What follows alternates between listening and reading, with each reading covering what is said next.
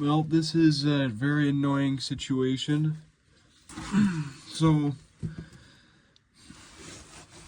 this is on my service truck, and driving back home from the job site today, I had multiple instances where the truck would randomly surge on the highway. It kind of seemed like I had a slight lack of power, not that much, but just a little bit. You could barely notice it. And then it randomly would surge on the highway.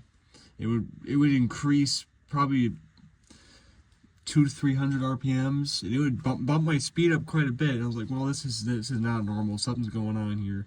So I did do some research when I got back home just to see what the other people had similar issues, and they did. And lots of people are saying check for air leaks between the lift pump and the fuel tanks.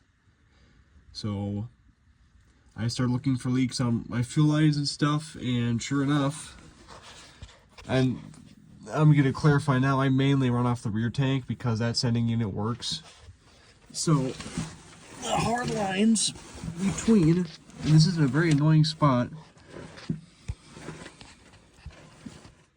clearly leaking back there. I actually put my hand on that, and it's diesel, so that's very annoying. That's the lines for the rear tank. So now, and this is tomorrow's Thanksgiving, so I'm gonna need this for work on Friday. So I don't know, I'm trying to figure out what my best option is, because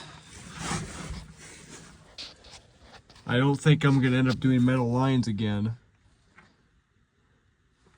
because A, they probably are not cheap, B, it would take too long to get them.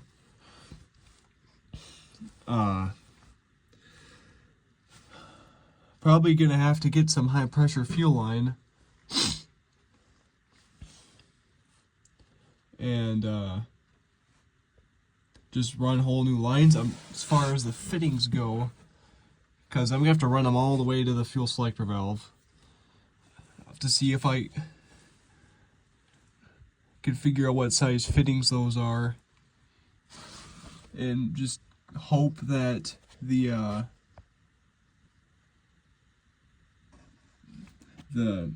hard lines here on the sending units match up with the generic fuel fittings that you can get at part stores. If not, then I'm gonna I'll buy some unions, and then I can splice.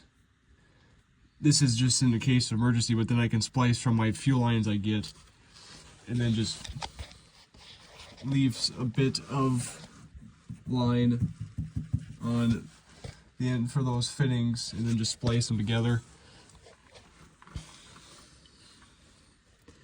Yeah, it's going to be annoying though, because fuel line's not cheap, and that's a fairly decent length that I'm going to have to get. That's probably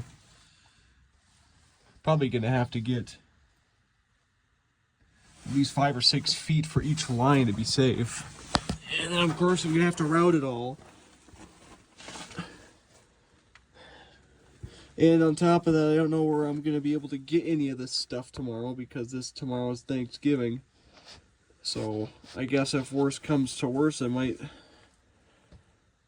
just have to run this thing on Friday and then fix it over the weekend.